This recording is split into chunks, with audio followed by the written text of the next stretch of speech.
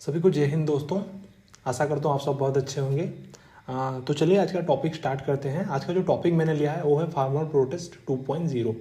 आप सभी को पता होगा पिछले कुछ दिनों से लगातार फार्मर प्रोटेस्ट न्यूज़ में रहा है और इसमें जो भी फार्मर्स पार्टिसिपेट कर रहे हैं वो मेजरली बिलोंग करते हैं हम लोग के जो है यूपी, हरियाणा एंड पंजाब से। तो इनके कुछ मेजर डिमांड्स है उसको भी आज हम समझेंगे और इसके साथ साथ हम लोग देखेंगे कि इसका जो भी एंगल है वो लास्ट जो फार्मर प्रोटेस्ट हुआ था 2020-21 में उससे कैसे रिलेट होता है। उस टाइम पे भी फार्मर प्रोटेस्ट हुआ था, उसमें जो सरकार ने मेजर 3 लॉज पास किए थे तो उसको चैलेंज करते ही ये प्रोटेस्ट हुआ था, उसको भी हम समझेंगे और इसके कौन से प्रोज हैं, कौन से अगर इनका डिमांड फुलफिल होता है तो उसको भी हम आगे चल के समझेंगे। तो आज का जो टॉपिक है मैंने कुछ इस प्रकार से डिज़ाइन किया है कि सबसे पहले हम लोग देखेंगे फार्मर प्रोटेस्ट 2.0 जो भी है ये हुआ है न्यूज़ में क्यों रहा है, and then we move to background of the protest और इससे 2020-21 का एंगल भी हम लोग समझ लेंगे। एंड देन की डिमांड्स ऑफ द फार्मर्स, जो भी फार्मर्स का अभी प्रोटेस्ट चल रहा है इनका कौन से डिमांड्स मेजर डिमांड ये लोग का है उसको भी हम डिटेल में समझेंगे। And then we move to challenges in the legislation of the MSP. अगर हम एमएसपी को लीगलाइज कर देते हैं, इसको हम लोग लॉ में ले आते हैं तो इससे कौन से चैलेंजेस हो सकते हैं, ये हम फार्मर के एंगल से भी देखेंगे, गवर्नमेंट के एंगल से भी देखेंगे एंड प्राइवेट प्लेयर्स के एंगल से भी देखेंगे। And then benefits of legalising MSP. अगर हम एमएसपी को लीगलाइज कर देते हैं तो इसके कौन से फ़ायदा हो सकते हैं, इसमें फार्मर्स को क्या बेनिफिट होगा, गवर्नमेंट को क्या बेनिफिट होगा एंड अदर्स जो भी प्लेयर्स हैं उनको क्या बेनिफिट होगा, इसको भी हम समझ लेंगे। And then we move to way forward. क्या एमएसपी को लाना चाहिए या फिर नहीं लाना चाहिए और इसके अलावा भी कुछ सॉल्यूशंस हो सकता है क्या, तो उसी एंगल को भी आज हम कवर करेंगे। तो चलिए मेरे साथ बने रहिए। एक रिक्वेस्ट रहेगा कि ये मेरा टेलीग्राम चैनल है, आप सभी इसको ज्वाइन कर लें। जो भी पीडीएफ वगैरह है लेक्चर ख़त्म होने के बाद मैं इसी टेलीग्राम चैनल पे डाल दिया करूँगा, तो फर्दर आप अगर इस चीज़ को रीड करना चाहें या फिर इसके कुछ नोट्स भी निकालना चाहें तो आप इजीली बना सकते हैं। तो चलिए दोस्तों सेशन को स्टार्ट करते हैं। तो farmer protest 2.0 why news. Farmers from Punjab, Haryana and Uttar Pradesh ये लोग क्या कर रहे हैं ना, मार्च कर रहे हैं टुवर्ड्स दिल्ली और इनका जो नारा है दिल्ली चलो, आप अभी न्यूज़ में भी सुनते होंगे ये नारा। तो इनकी कुछ डिमांड है, उससे जो पहला मेजर डिमांड है वो है लीगलाइजिंग मिनिमम सपोर्ट प्राइस। अगर मैं मिनिमम सपोर्ट प्राइस की बात करूं तो मैं एक एग्जांपल लेके यहाँ पे आपको समझाना चाहूँगा कि अगर मैं उड़ीसा की बात करूं तो उड़ीसा में 2023 को पेड़ी का जो एमएसपी था ये था 2183 पर क्विंटल, 2183 पर क्विंटल ये था। तो एमएसपी ये कहता है कि अगर ये गवर्नमेंट ने सेट किया है 2183 पर क्विंटल तो इससे नीचे कोई नहीं खरीद सकता, इसे कहते हैं एमएसपी। ये जैसे अभी 2023-24 की मैं बात करूं तो इस टाइम क्या है ना, 23 क्रॉप्स ऐसे हैं जिसको एमएसपी के लिए भी चुना गया है। इसको गवर्नमेंट इसके हिसाब से एमएसपी सेट करेगी और उसी हिसाब से ही ये क्रॉप फर्दर फार्मर्स के द्वारा सेल किया जाएगा। तो एमएसपी ये कहता है जो भी इसका मिनिमम प्राइस फिक्स किया जाएगा उससे नीचे ये प्रोडक्ट सेल नहीं हो सकता, उससे ऊपर आप लोग खरीद सकते हैं, उससे ऊपर ये जो फार्मर्स है उसको बेच सकते हैं, लेकिन ये एक्चुअल में नहीं हो रहा है। कॉपी पेन में तो ये है कि हाँ इसके हिसाब से होना चाहिए, लेकिन ये एक्चुअल में नहीं हो रहा है, तो इसको भी आज हम समझेंगे। अगर मैं 2020-21 की प्रोटेस्ट की बात करूं तो उस टाइम पे जो भी लीडर्स थे वो अलग थे और अभी के जो फार्मर प्रोटेस्ट 2.0 है इसके लीडर्स कुछ अलग हैं। इसमें जो मेजर प्लेयर्स हैं वन तो है किसान मजदूर मोर्चा एंड देन संयुक्त किसान मोर्चा, और ये दोनों जो है ये एक अम्ब्रेला टर्म्स है, इसके अंडर भी 200 ये जो हम लोग के फार्म लेबरर्स या फिर फार्मर्स इनके अलग अलग संगठन भी इस प्रोटेस्ट में पार्टिसिपेट कर रहे हैं। तो चलिए आगे चलते। In 2020 farmers protested against 3 farm laws, जो कि मेजर उस टाइम पे गवर्नमेंट ने लाई थी इन 2020-21, जिसको बाद में चल के 2021 में क्या किया ना, रिपेल भी कर दिया गया। And the first law is that the farmers produce trade and commerce promotion and facilitation act. Second one is the Farmers Empowerment and Protection Agreement of Price Assurance of Farm Services Act, and the third one is the Essential Commodities Amendment Act। ये तीनों law को बाद में चल के सरकार ने क्या किया ना, रिपेल कर दिया था और फार्मर्स प्रोटेस्ट भी उस टाइम पे रुक गया था। लेकिन अभी का जो डिमांड है ये इससे भी रिलेट है कि क्या हुआ ना, जब उस टाइम पे फार्मर्स ने प्रोटेस्ट किया था, ये तो 3 लॉ इसको मतलब रिपेल करने की बात की गई थी।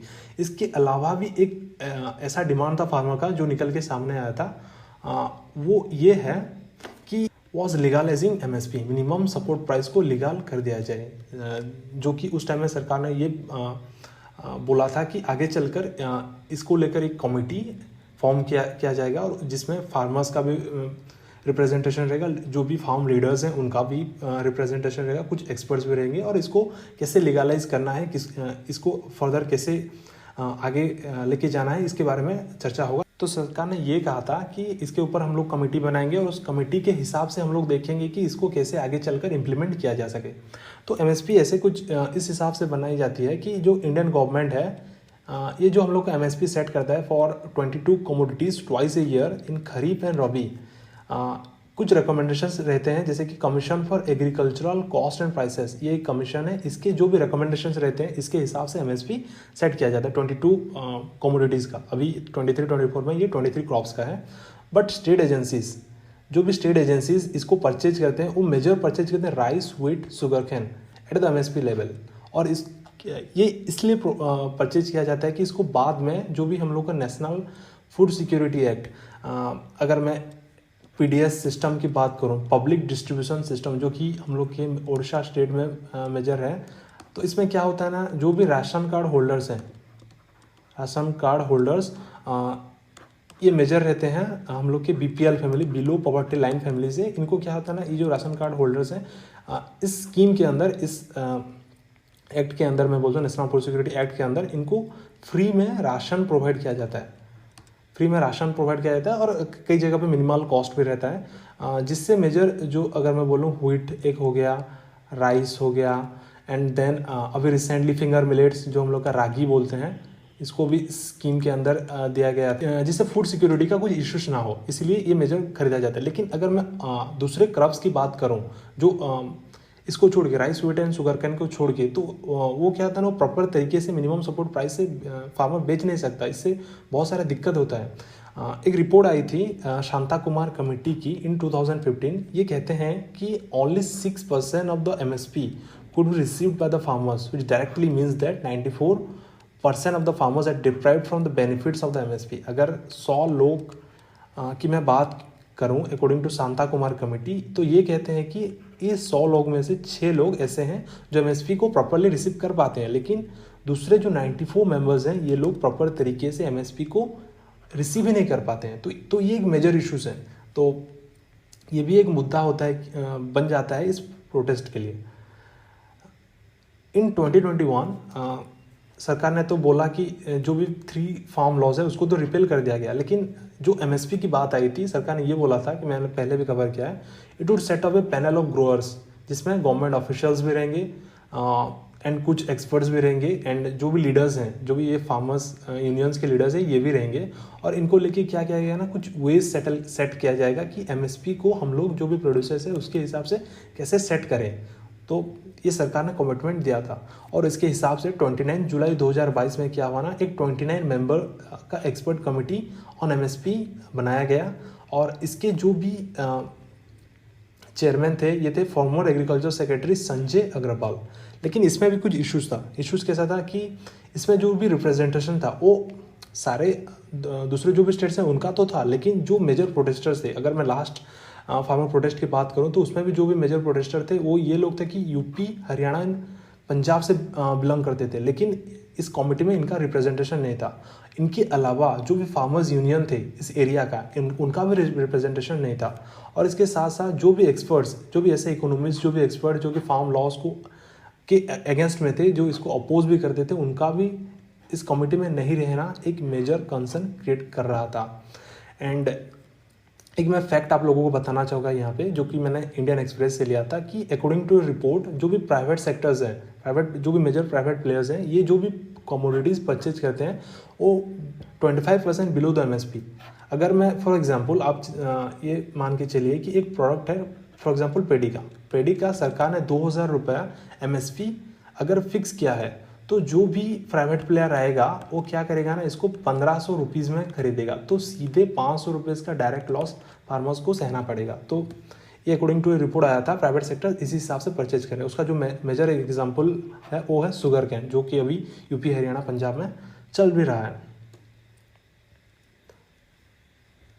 And then we move to key demands of the farmers. जो भी फार्मर्स का अभी का की डिमांड है उसमें जो पहला ये है कि MSP to guarantee minimum support price for all crops, जो 23-24 का 23 क्रॉप्स है, and the determination of crop prices, और इसका प्राइसेस इसी तरीके से होना चाहिए जैसा doctor M S. Swaminathan commission report में पेश किया। अभी रिसेंटली एम.एस. स्वामीनाथन जी को पोस्टुमसली भारत रत्न अवार्ड भी दिया गया है इन 2024 में, और इनको तो ग्रीन रिवोल्यूशंस का फादर भी माना जाता है इंडिया में। तो इन्होंने क्या किया था, फार्मर्स जो नेशनल कमीशन ऑन फार्मर्स जो एक कमेटी थी, इसको चेयर करते हुए इन्होंने दिसंबर 2004 से लेके अक्टूबर 2006 के बीच 5 रिपोर्ट्स पब्लिश की थी, और ये जो कमेटी थी ये गठित हुई थी 18 नवंबर 2004 में। तो जो भी स्वामीनाथन कमीशन रिपोर्ट में स्टेटेड है, जो भी इन्होंने पेश किया था, ये था कि एमएसपी को बढ़ावा दिया जाए from at least 50% more than the weighted coverage of cost of production. अगर मैं बोलूँ, इन्होंने एक फॉर्मूला भी उस टाइम पे दिया था कि C2 + 50% फॉर्मूला। ये फॉर्मूला ये कहता है, अगर एक क्रॉप में जो भी उसका कॉस्ट ऑफ प्रोडक्शन रहता है, फॉर एग्जांपल एक क्रॉप है मस्टर्ड करके, सरसों का अगर खेती हो रहा है, उसमें फॉर एग्जांपल 10,000 का एक कॉस्ट ऑफ प्रोडक्शन आ रहा है, तो इसका जो एमएसपी होना चाहिए वो क्या होगा ना, इससे 5,000 बढ़ा के, मतलब 15,000 ये होना चाहिए इसका एमएसपी, जो कि एम.एस. स्वामीनाथन के द्वारा रिकमेंडेड था। तो ये जो फार्मर्स का अभी का जो फार्मर प्रोटेस्ट हो रहा है, इन लोगों का डिमांड ये भी है कि एमएसपी को ये C2 + 50% फॉर्मूला से ही रिप्रेजेंट किया जाए, इसी हिसाब से एमएसपी को सेट किया जाए। एंड सेकेंड जो इनका डिमांड है वो ये है कि जो वर्ल्ड ट्रेड ऑर्गेनाइजेशन है, तो इसमें जो भी फ्री ट्रेड एग्रीमेंट वगैरह है, इसको भी फ्रीज किया जाए। आप सभी को पता होगा दोस्तों कि 1 जनवरी 1995 में वर्ल्ड ट्रेड ऑर्गेनाइजेशन का गठन हुआ था, और इंडिया भी इसका मेंबर है। तो ये जो ऑर्गेनाइजेशन है, ये क्या करता है ना, जो भी हम लोग का फ्री ट्रेड वगैरह है, तो इसको मैनेज करना इसका मेजर जिम्मेदारी है। एंड रिपीटेडली इसमें क्या हो रहा है ना, अभी इंडिया रिपीटेडली स्क्रूटनी फेस कर रहा है for its agricultural subsidies in the world trade organisation. तो आप सभी को पता होगा कि अगर मैं सब्सिडीज़ की बात करूं, तो इंडिया अभी फार्म सेक्टर में, एग्रीकल्चरल सेक्टर्स में इंडिया फार्मर्स को बहुत सारे सब्सिडीज़ प्रोवाइड करता है, और चाहे वो फार्म मैकेनाइजेशन पे अलग अलग स्कीम पे हो, या फिर मैं बोलूँ तो वो जो लोन लेते हैं उसके हिसाब से हो, तो बहुत सारा सब्सिडी दे रहा है। तो अभी वर्ल्ड ट्रेड ऑर्गेनाइजेशन का ये कहना है कि भारत आप अपना सब्सिडी कम करो, आप बहुत ज़्यादा सब्सिडी दे रहे हो। अगर आप बहुत ज़्यादा सब्सिडी दोगे तो हम लोग का जो कॉस्ट ऑफ प्रोडक्शन है, अभी जो हम लोग ने देखा कॉस्ट ऑफ प्रोडक्शन है, ये बहुत कम हो जाएगा। तो क्या होगा ना, जो आप लोग प्रोडक्ट सेल कर रहे हो उससे आपको बहुत ज़्यादा प्रॉफिट होगा। तो ये अगर मैं वर्ल्ड के पॉइंट ऑफ व्यू से देखूँ, वर्ल्ड ट्रेड के पॉइंट ऑफ व्यू से देखूँ, तो ये थोड़ा गलत हो रहा है। तो आप क्या करो ना, अपना जो भी सब्सिडी है इसको कम करो, ये वर्ल्ड ट्रेड ऑर्गेनाइजेशन का कहना है। तो इसीलिए फार्मर्स अभी प्रोटेस्ट कर रहे हैं कि इंडिया वर्ल्ड ट्रेड ऑर्गेनाइजेशन से बाहर आ जाए, और ये जो भी फ्री ट्रेड एग्रीमेंट्स वगैरह हैं, इसको भी फ्रीज इंडिया कर दे। तो ये तो आगे चलकर हम लोग देखेंगे कि सरकार इसके हिसाब से कौन से कदम आगे बढ़ाती है, कौन से स्टेप आगे बढ़ाती है। अभी रिसेंटली वर्ल्ड ट्रेड ऑर्गेनाइजेशन का यूएई में मीटिंग भी होने वाला है, एनुअल मीटिंग। तो उसमें डिसाइड होगा कि इंडिया कौन से कदम आगे बढ़ा रहा है।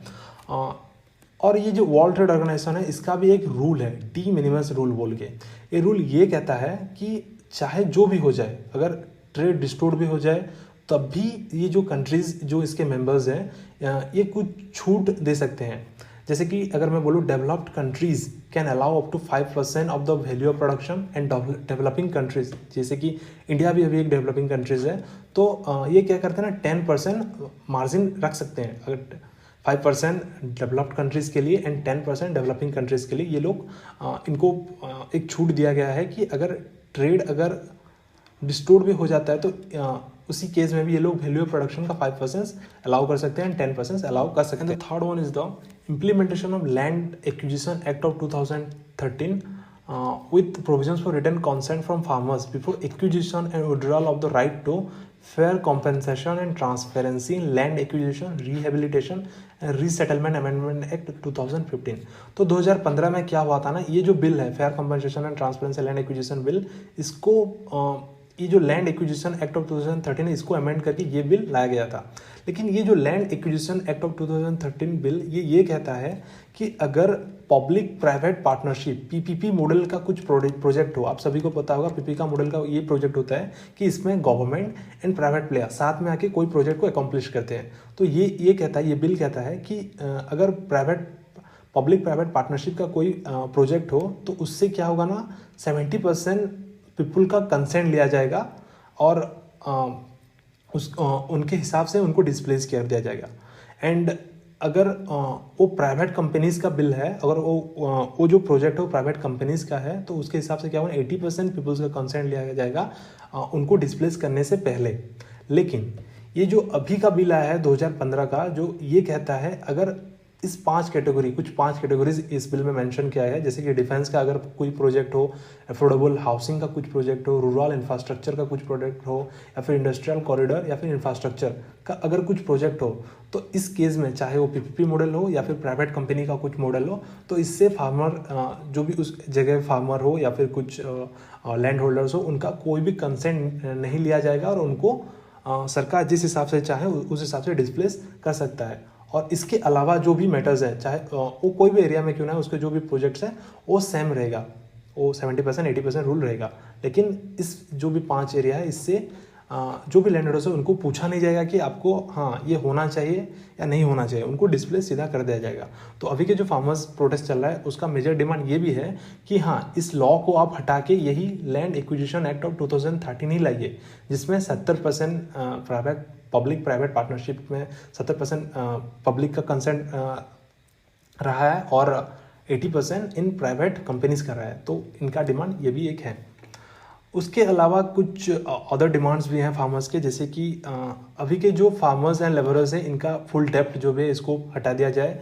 एंड देन जो भी लखीमपुर खीरी किलिंग्स, अक्टूबर 2021 में आप सभी को पता होगा एक किलिंग हुआ था लखीमपुर खीरी में, तो उनके जो भी विक्टिम है उनको कंपेंसेशन दिया जाए एक, और जो भी उसके मतलब जो इसके लिए जिम्मेदार है उनको पनिश भी किया जाए, इनका भी एक डिमांड रहा है। एंड देन जो भी फार्मर्स हैं, जो भी फार्म लेबरर्स हैं, उनका जो पेंशन्स है उसको 10,000 मंथली कर दिया जाए for the age above 60 year. अगर 60 ईयर से ज़्यादा है उनका जो पेंशन है उसको 10,000 मंथली कर दिया जाए। एंड देन जो भी फार्मर्स डाइड हुए थे during the Delhi protest in 2020, जो कि 2020-21 में चला था, तो उनके जो भी फैमिली मेम्बर्स हैं उनको जॉब प्रोवाइड किया दिया जाए एज ए कॉम्पेंसेशन। तो ये भी एक इनका डिमांड है। And then strict penalties and fines on companies जो कि फेक सीड्स बेचते हैं, पेस्टिसाइड्स बेचते हैं, फर्टिलाइजर्स बेचते हैं। तो ये लोग क्या करेंगे, जो भी ये जो सीड्स हैं, पेस्टिसाइड हो गया, फर्टिलाइजर्स, इसके हिसाब से इसका इम्प्रूवमेंट करेंगे, इसका क्वालिटी चेक करके ही बेचेंगे। तो उनके हिसाब उनको स्ट्रिक्ट पेनाल्टी भी देना इस जो लॉ का डिमांड है, ये जो प्रोटेस्ट का डिमांड है। And then national commission for spices, chilli and turmeric के लिए नेशनल कमीशन बैठाने का भी इन लोगों का डिमांड है। And rights of indigenous people over water, forest and land, उस एरिया में जो लोग रह रहे हैं उनका जो राइट्स है वाटर को लेके, फॉरेस्ट को लेकर, लैंड को लेके, उसको भी इंश्योर करने की डिमांड फार्मर प्रोटेस्ट में सामने आ रहा है। लेकिन अगर हम एमएसपी को लीगलाइज करते हैं तो उसमें भी कुछ चैलेंजेस हैं, जो भी चैलेंजेस उसको भी हम समझेंगे।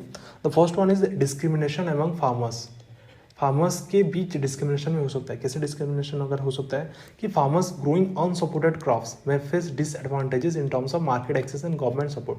फॉर एग्जांपल अभी 2023-24 के हिसाब से अगर 23 क्रॉप्स को गवर्नमेंट ने एमएसपी पे सेट किया है, तो इसके अलावा जो भी क्रॉप्स इसके अलावा रहेंगे तो वो तो एमएसपी पे बेचा नहीं जाएगा। तो इससे क्या होगा ना, ये जो फार्मर्स है जो कि ये 23 क्रॉप्स ग्रो कर रहे हैं और जो फार्मर्स ये क्रॉप ग्रो नहीं कर रहे हैं, तो उनके बीच तो डिस्क्रिमिनेशन होगा कि हाँ ये तो एमएसपी में इजीली फार्मर बेच रहा है, लेकिन ये जो क्रॉप्स है इसको तो हम लोग बेच नहीं सकते। तो इससे भी कुछ दिक्कत आ सकता है गवर्नमेंट को। एंड देन गवर्नमेंट में face financial burdens for procurement of all the crops at MSP. अगर 23 क्रॉप्स को एमएसपी से खरीदने की बात किया जाए तो गवर्नमेंट को भी दिक्कत होगा। फाइनेंशियल बर्डन तो अभी ऑलरेडी चल रहा है, तो अगर ये होता है तो इससे फाइनेंशियल बर्डन भी बढ़ सकता है आगे चल के। And then exclusion of private traders from the market, ये भी हो सकता है कि illegal guarantee would mean every time prices go below the MSP the government will have to produce because private traders will move out of the market. Logically once private trade gets discouraged prices will automatically fall. इससे भी दिक्कत होगा कि जो भी grow होता है, जो भी प्रोड्यूसर्स एक फार्म वेल में ग्रो होता है ऑल ओवर इंडिया, सभी गवर्नमेंट खरीद नहीं सकता। कुछ अगर प्राइवेट प्लेयर इधर इन्वॉल्व नहीं होंगे तो वो जो भी प्रोडक्ट है वो प्रॉपरली सोल्ड नहीं हो पाएगा। तो अगर हम MSP लीगलाइज कर देते हैं तो गवर्नमेंट तो वो प्राइस में खरीद लेगा, लेकिन जो भी रह गया उससे यही दिक्कत आएगा कि प्राइवेट प्लेयर उसको प्रॉपरली खरीद नहीं सकते, तो जिससे मेजर प्रोड्यूस का नुकसान भी हो सकता है, फार्मर्स का भी नुकसान हो सकता है। ये एक चैलेंजेस हो सकता है अगर हम MSP को लीगलाइज करते हैं। एंड देन जो भी प्रोडक्ट जो भी प्रोड्यूसर्स सरकार खरीदेगी उसको प्रॉपर तरीके से मैनेज करना, उसको प्रॉपर तरीके से लिक्विडेट करना, ये भी एक चैलेंज हो सकता है गवर्नमेंट के लिए। देन हम लोग जानते हैं कि अगर हम फार्मर जो भी डिमांड करें MSP के, उसको अगर हम लीगलाइज करते हैं तो क्या बेनिफिट्स होता है। The first one is the more demand in the market. ये और डिमांड क्रिएट करेगा, जैसे कि अभी 22 क्रॉप्स जो भी हैं, अगर ये लीगलाइज हो जाते हैं तो ये क्या करेगा ना, मोर डिमांड क्रिएट करेगा मार्केट के में। And then increase in employment, investment and government taxes. इससे क्या होगा ना, एम्प्लॉयमेंट में तो इंक्रीज होगा, इन्वेस्टमेंट भी बढ़ेगा और गवर्नमेंट की टैक्सेस जो भी है, ये जो क्रॉप ग्रो हो रहे हैं इसका जो भी प्रोसेसिंग हो रहा है या फिर इसका जो भी मार्केटिंग हो रहा है, इसमें सरकार को प्रॉफिट मिल रहा है, इसको सरकार को टैक्सेस मिल रहा है, तो इससे क्या हो रहा है, गवर्नमेंट का फाइनेंसेस भी बढ़ रहा है। And then crop diversification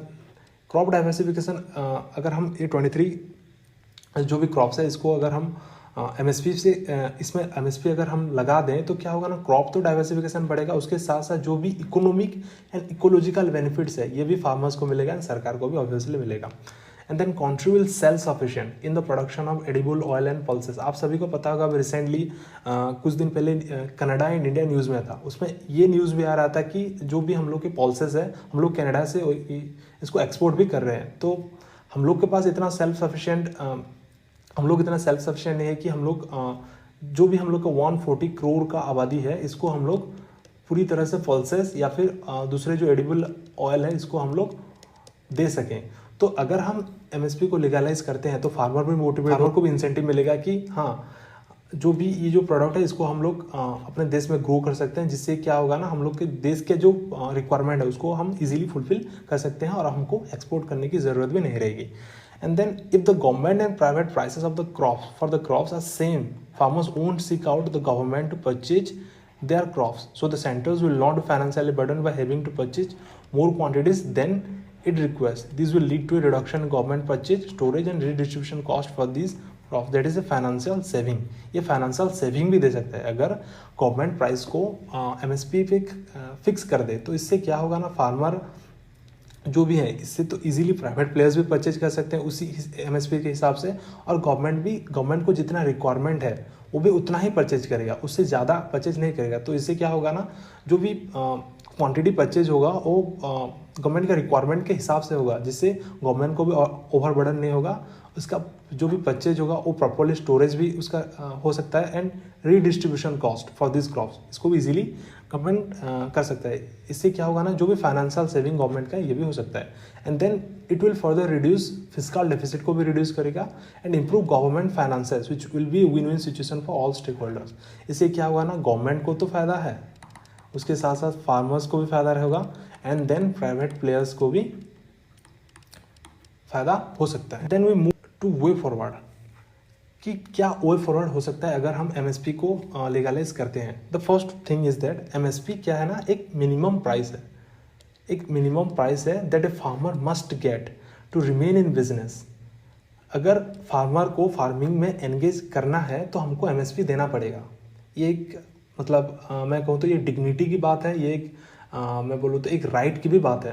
without such A price farmers will become bankrupt, वो बैंकरप्ट भी हो सकता है, वो फार्मिंग छोड़ भी सकता है, which will have serious consequences for our food security adversely affecting consumers. अगर आज के डेट में मैं बात करूं 2024 के हिसाब से, तो फूड सिक्योरिटी एक मेजर चैलेंज है, और उस टाइम पे ऐसे फार्मर प्रोटेस्ट का आना जो कि एक इलेक्शन के टाइम है, ये और इस मुद्दे को बढ़ावा देता है। सारे देश की ये इंडिया में नहीं है, लगभग 64 कंट्रीज़ में अभी फार्मर प्रोटेस्ट चल रहा है, कहीं पे एमएसपी को लेके, कहीं पे और कुछ राइट्स को लेके, तो ऐसा चल रहा है। तो हम लोग को ये फोकस करना पड़ेगा फूड सिक्योरिटी की जो भी सीरियस कॉन्सिक्वेंसेस है इसको अवॉइड करने के लिए। And then legal MSP is a viable proposal and the rights of our farmers can't be denied any longer. और अगर हम एमएसपी की लीगलाइजेशन की बात करें तो इसको करना चाहिए, क्योंकि ये फार्मर के राइट्स में है और ये एक वायबल प्रपोजल भी है, और ये फर्दर जाके फूड सिक्योरिटी को भी सेफ रखेगा, इसके जो भी सीरियस कॉन्सिक्वेंसेस है इसको भी एब्रॉप्ट करेगा। और एक चीज़ आप सभी को पता होगा, फार्मर सुसाइड भी हम लोग के देश में कुछ कम नहीं है। तो ये जो फार्मर सुसाइड चल रहे हैं इसको भी रोकने के लिए ये काम करेगा।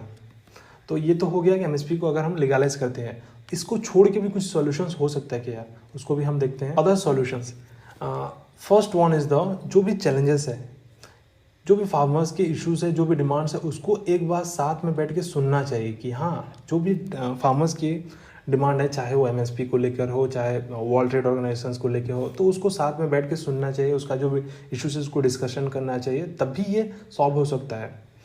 The second was the price stabilisation mechanism. ठीक है, आप लोग एमएसपी नहीं लाते हो, ठीक है, लेकिन प्राइस किस तरह से एक स्टेबलाइज मैनर में चले उसको भी सरकार को देखना चाहिए, जिसके द्वारा क्या हुआ कि हाँ आज अगर एक कमोडिटी का प्राइस 200 है, कल 250 हो रहा है, परसों 150 हो रहा है, तो ये ना हो, जिससे क्या होगा ना, फार्मर भी इजीली, जो प्रोड्यूसर इसको सेल कर सकते हैं, प्राइवेट प्लेयर्स को भी थोड़ा ईजी होगा।